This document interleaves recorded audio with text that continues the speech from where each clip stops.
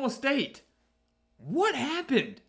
What happened? The Cowboys entered last year with college football playoff aspirations, one of the most experienced teams in the entire country, and yet they went 3-9. Their first losing season since 2005, which just so happened to be the first year under Mike Gundy. They saw their 18-year bowl streak come to an end, and again, it all happened in dominating fashion. It wasn't a 5-7 season. It wasn't because some big-time player got hurt. No, it was just an absolute disaster for a team that started the year ranked 17th in the country, started 3-0, rose as high as number 13, and then lost their final 9 games. So now the million-dollar question for the Cowboys is, can they bounce back? We know Mike Gundy's a phenomenal head coach, but can they bounce back in 2025, or will it be another rough season in Stillwater? Take a look at the offense first. This was a team that, again, looked really, really good on paper last year. Alan Bowman was back at quarterback. Ollie Gordon, who had a phenomenal 2023 season, looked to break out and be a Heisman contender in 2024. That did not happen, but you're still losing him hurts. So Bowman's gone. Gordon's gone. Your top 3 pass catchers are gone. And 8 different guys on the offensive line are gone. All those players combining for 264 starts. Yet they weren't able to do too much. The running game only averaged 112 rushing yards per game. So a lot lost on the offensive line, a lot lost at the skill positions. Your starting quarterback's gone. What now? The Cowboys turn to Zane Flores, who was phenomenal in high school out of the state of Nebraska, but did not play last year. Redshirted, and then last year had an injury, kept him out for the entire season. Got a lot of potential, got a great, strong, accurate arm, but again, we haven't seen anything from him. We haven't seen him in a real college game. Is he going to pan out? Is he going to live up to his hype? A little bit of unknown at the quarterback position. Trent Howland and Rodney Fields both return at running back for Oklahoma State, but really didn't get to do too much because they were playing behind Ollie Gordon. They, in the pass-catching core, do add Sam Jackson in from Auburn. They add Shamar Rigby in from Purdue. Christian Fitzpatrick comes in from Marshall, had nearly 600 reception yards with the Thundering Herd. But again, a lot of these guys, not a whole lot of experience, weren't really big-time starters at their respective programs. This is an Oklahoma State team that, as a whole, added 36 players in from the transfer portal. So pretty much a complete, overhaul on the roster for the Cowboys. And that had to be done if they wanted to have a shot to compete in 2025, considering how much they lost from last year's very experienced team. So some major questions on offense, but there does seem to be a little bit of potential there. The defense, you hope there's potential there because they were absolutely horrendous last year. The Cowboys allowed 35.6 points per game, 501 yards per game, and a whopping 215 rushing yards per game. Absolutely unreal how bad those defensive numbers were.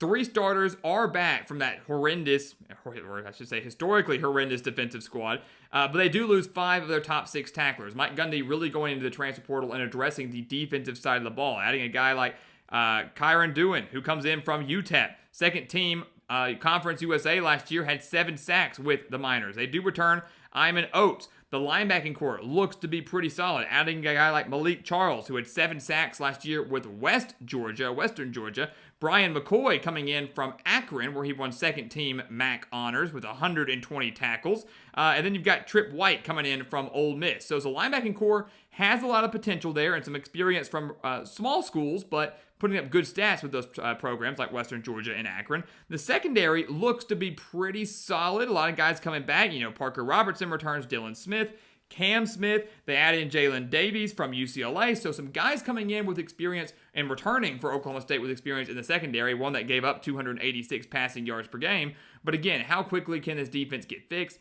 Will they take a massive step forward, or will they still hover around maybe even if they improve by 50 yards, guys, they're still giving up over 450 yards per game, which isn't good at all. So this Oklahoma State team, guys, it's a weird situation because they went 3-9 last year. They really should have gone 2-10 had Arkansas not just completely imploded on themselves. Wouldn't have mattered in the long run, but it's weird to say, wow, this might not be a good team again when Mike Gundy's at the helm, because we've been so used to seeing Oklahoma State be that perennial bowl team, be that perennial contender in the Big 12, and that might not be the case this year, might not be the case for the long run for the Cowboys, which is crazy to think about. You take a look at their schedule, it's really, really tough. I mean, my God, a non-conference game on the road at Oregon, then you've got to play Baylor, on the road at Texas Tech, Kansas State, Iowa State. So yeah, some of those games are at home, but still some of the top dogs within the conference. I'll tell you right now, they get that early bye week in week 3. I think they'll be 1-1 going into that. They'll beat UT Martin, and they're going to lose to Oregon. A team that, yes, of course, does lose a lot from last year of themselves, but I think did a lot better with the guys coming back, did a lot better with the guys they added to the transfer portal, and as we know in Eugene, a very difficult place to play. So, going to learn a lot about Oklahoma State in that game, though. I think they lose by double digits, or is it like a 14-point loss and they hold their own, or are we talking like 40 points? That's kind of what we're looking at here. Come out of the bye week, they will beat Tulsa. They'll be 2-1, and now it's time for the real thing. Big 12 conference play. Remember, last year, the Cowboys started 3-0, lost 9 straight games. They went winless in the Big 12. Again, a year where many thought they could challenge for a conference title because just the year prior in 2023, they were in the Big 12 championship game. So, again, it was just unfathomable, unbelievable how quickly and how shockingly Oklahoma State fell off last season. You come into conference play, your first one's against Baylor.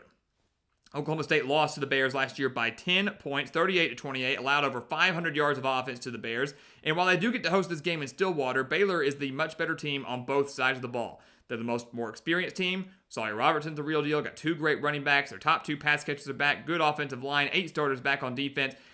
Again, this is a game where Baylor owns the edge everywhere, with the exception of home field advantage. And I think they'll be able to overcome that. So they're going to drop the game to the Bears. They're 2-2. They then go on the road to Arizona. This is certainly a winnable game, I do believe, because I think the Wildcats, they were disappointing last year as well, which they were dealing with a brand new coach.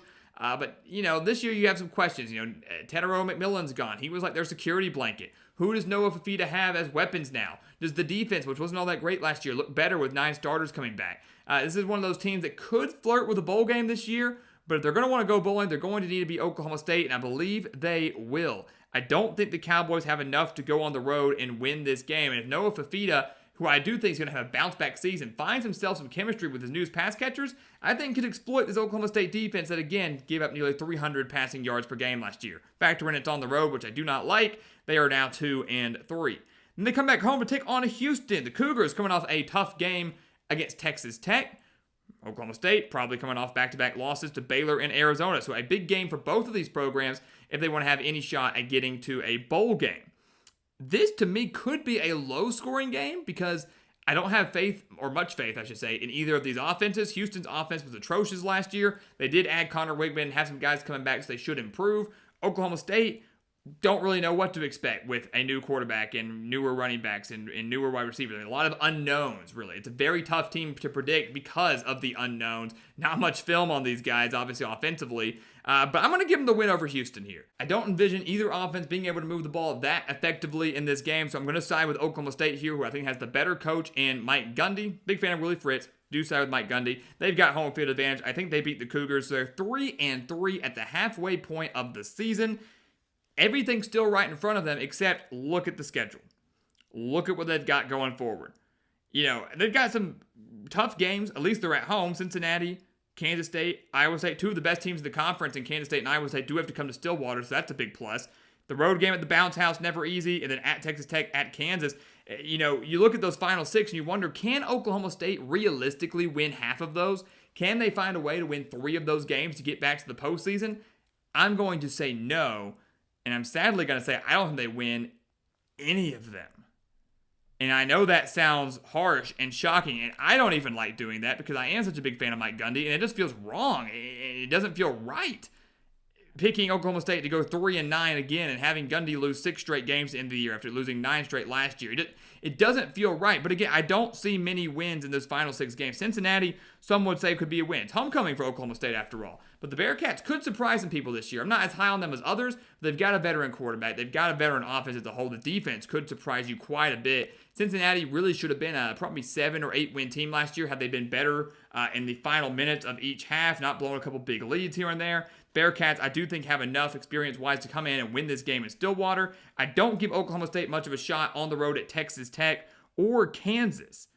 Texas Tech had the number 1 transfer portal class in Lubbock, going to be rocking. This could be the year they finally break through and play for a Big 12 title. Don't really think Oklahoma State's offense is going to have enough to keep up with them here, and the defense might get absolutely torched. On the road at Kansas, kind of the same thing. Kansas got a brand new fancy stadium, going to fill it up. Jalen Daniels hoping to play big in his senior year and bounce back from a disappointing season last year. If he doesn't, you've got Highshaw, the running back, returning. This is a Kansas team that averaged over 200 rushing yards per game. And again, Oklahoma State gave up over 215 rushing yards per game. So all that being said, that plus being on the road, don't like their odds there. You come out of the bye week, you take on Kansas State. The Cowboys lost to the Wildcats by 22 points last year, 42-20, allowed 300 rushing yards in that game, 8.8 yards per carry, guys. The Wildcats were almost averaging a first down every time they rushed the ball. Oklahoma State had no answer for them. Yes, they're off a week of rest. Yes, the game is at home. Yes, you could argue they could maybe pull off the massive upset here. I just don't see it. The Wildcats are too experienced on offense. Avery Johnson's back. Dylan Edwards is back. Underrated wide receiver core. Strong defense per usual. Think they're going to slip up there. UCF, probably the most winnable game in those final 6. Maybe they can steal a win in the bounce house where they lost 45-3 2 years ago. The Cowboys were starting to get hot.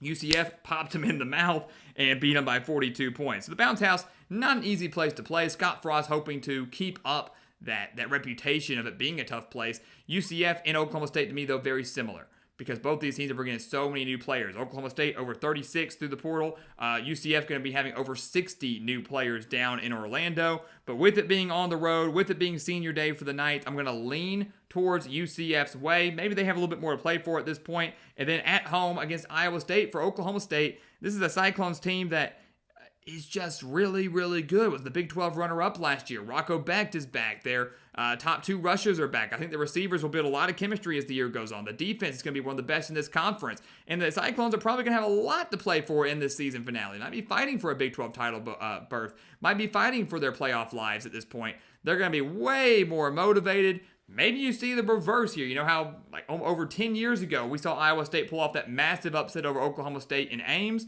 and that ended up ruining Oklahoma State's shot to play for a BCS national title. Maybe Oklahoma State could do the same thing now in Stillwater. I'm not going to buy it. Iowa State gets the win. Oklahoma State 3-9. And again, that feels wrong. It doesn't feel right doing that. But again, I just don't see any wins in the final 6. Most likely probably would be UCF if they're going to get one. Go ahead and give it to them then. They're 4-8. This to me is not a bowl team. I do not see Oklahoma State going bowling. I hope they prove me wrong, because again, I'm such a big Mike Gundy fan, but with so many unknowns on the offense, and honestly, Flores coming back from a leg injury. That's a concern too. I mean, could he re-injure that leg? Is he going to be able to stay healthy for an entire year? If he isn't, who's going to back him up? So a lot of inexperience there on the offensive side of the ball. The defense was horrendous last year. Should improve, but not by that much. Just so many major questions for the Cowboys during the season that you just can't see them getting to 6-6. I've got them at 3-9, maybe the best case scenario 5-7, but regardless, another losing season for the Cowboys. And you got to start to question when, how, what is going to happen in Stillwater going forward. What is the future of this football program as they enter kind of a unprecedented and uncharted territory with back-to-back losing seasons for the first time ever under Mike Gundy. So guys, as always, thank you so much for watching us here at the Gridiron Expert on YouTube. Make sure to continue to like, comment, subscribe, share our videos. Check out everything down in the description below. That includes our website, thegridironexpert.com, home to our expert picks, some of the best college football and NFL spread picks in the entire country. Do not miss out on those. The link for it down in the description below, as well as our weekly newsletters, also over on thegridironexpert.com. Take advantage of those. Become a member of our GE Nation. And once again, as always, thank you so much for watching, and we'll see you next time right here on the Gridiron Expert. Yeah.